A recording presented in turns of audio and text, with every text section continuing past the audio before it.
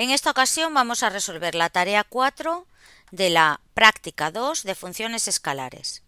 En esta tarea se nos pide que creemos una función de nombre, duración, actividad, que dado el identificador de una actividad y la unidad de tiempo, es decir, vamos a tener que pasarle dos parámetros, tiene que devolvernos el número de días o meses que durará la actividad,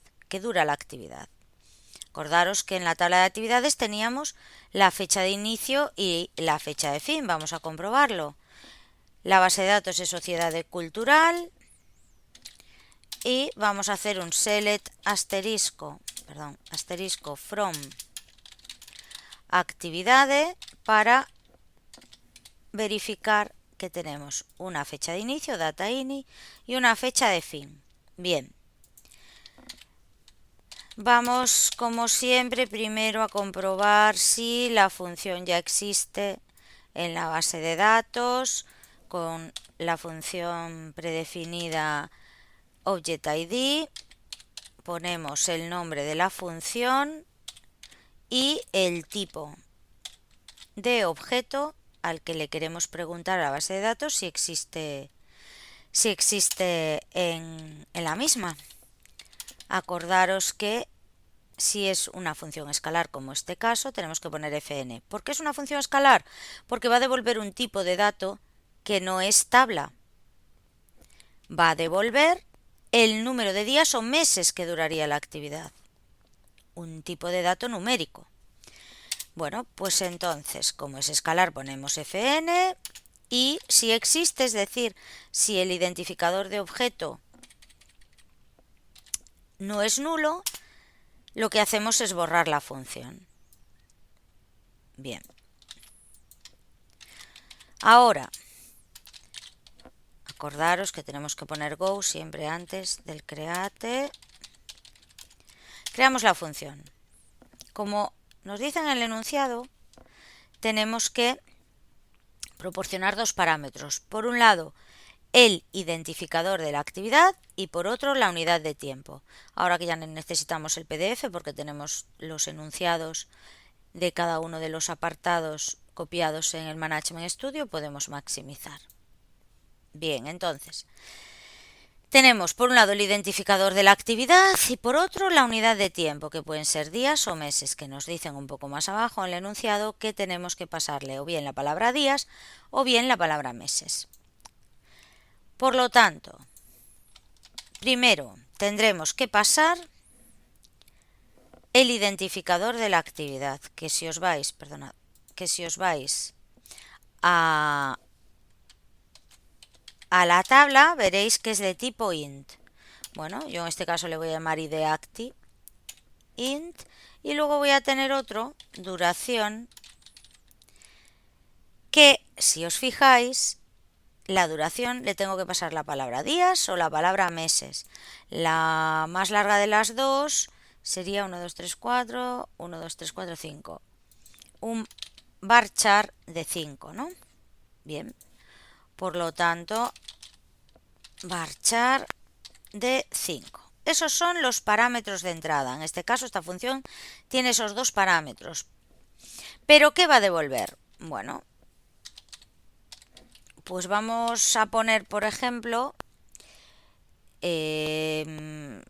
imaginaros que pudiese durar más de 255 días. Entonces, casi mejor ponemos, en lugar de tinyInt, ¿no?, que sería a lo mejor lo primero que se nos ocurre poner, smallInt, porque serían 32.000 y pico. Podrían ser 32.000 y pico días o 32.000 y pico meses, que ya es bastante. En cambio, a lo mejor un tinyInt para los días igual nos queda un poco escaso, ¿no? Bien, entonces, ¿qué hacemos? Pues como siempre, al final de todo vamos a tener que devolver ese número de días. Bueno, pues le vamos a llamar a esa variable que vamos a devolver duración acti. Para poder utilizarla tenemos que declararla, no es un parámetro de entrada. Esta duración es la palabra días o meses que le pasamos. Esta duración es el cálculo que nosotros vamos a hacer de cuántos meses dura la actividad o días. Tiene que ser, acordaros, del mismo tipo que la función, porque es lo que va a devolver la función. Y ojo, porque me dicen, si queremos que nos lo devuelva en días, nos pondrán la palabra días, y si no, meses. Me dice, en caso de que no me pasen nada, de que no se indique ninguna duración, se devolverá la duración en días. Por lo tanto, lo que sí sabemos seguro es que si la duración es igual a la palabra meses, acordaros que duración es el segundo parámetro de entrada que me pasan, entonces si es meses, ¿qué tengo que hacer? Calcular la duración de la actividad que me pasan. Acordaros que la duración, la diferencia entre dos fechas, se calcula con date/diff. En este caso, como me dicen que la duración es en meses, tengo que, acordaros, poner la parte de la fecha que me interesa, en la que me interesa hacer esa diferencia, que en este caso es en meses. Luego pongo la fecha, la primera fecha del rango y la segunda fecha del rango. ¿De acuerdo? Y esto me va a devolver la diferencia en meses que hay entre la fecha de inicio y la fecha de fin de cada una de las actividades. Si lo hago así y queréis verlo, me devuelve en meses 8, 1, 3, 2, ¿vale? Pero tengo que guardarlo. ¿Dónde lo guardo? Pues lo guardo en la variable que voy a utilizar en el return. Bien, en caso contrario,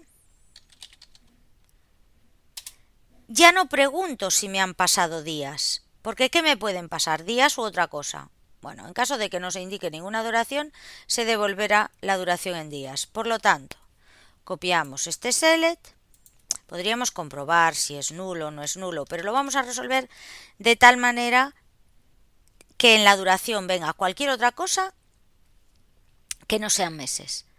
¿Qué hago? Pues aquí pongo day y el resto lo mantengo igual. Acordaros que return se está haciendo a la misma altura que el declare, es decir, esto se haría en el if y en el else se hace esa instrucción, el select. Si queréis que os quede más claro, podéis hacerlo con begin. Es decir, este return, ¿cuándo se hará? Si la duración es en meses, calculo @duración acti con un dateDiff de meses, y si no, cálculo de la duración en días. Fijaros, una vez que calculo en meses o que calculo en días, ¿cuál es la siguiente instrucción que va a hacer? El return. Bien, pues entonces vamos a comprobar si efectivamente funciona y no nos da ningún error. Pues como veis, me dice los comandos se han completado correctamente. Bien, ahora vamos a hacer las llamadas a la función. Me dice, usa la función para mostrar los días de duración de la actividad 10. Días. Bueno, entonces, ¿qué hago?